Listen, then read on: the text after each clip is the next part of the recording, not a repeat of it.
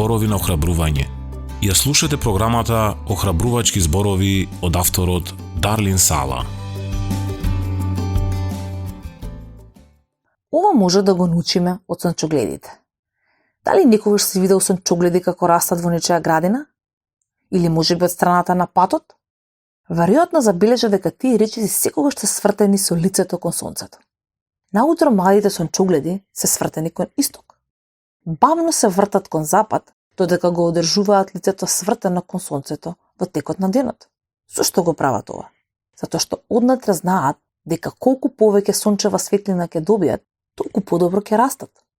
Кога сончогледите се одледуваат внатре, набргу ја прекинуваат оваа навика секогаш да се вртат кон сонцето и затоа растат побавно.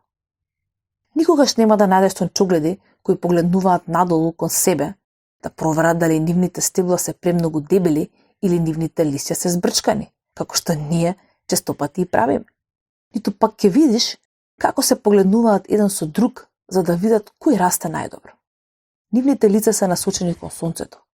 Исто како што нашите очи треба да бидат насочени кон Божиот Син, Исус, нашиот Спасител.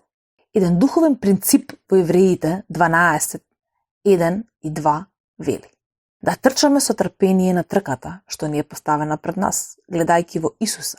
Кога го одржуваме погледот кон Божиот Син, не се обесхрабруваме. Ако се насочиме кон себе, ќе се депримираме. Ако се фокусираме на другите, често ќе бидеме разочарани. Ако се фокусираме на Исус, ќе се охрабриме, зашто Римјаните 5:5 ни вели дека тој е Бог што дава истреност и охрабрување.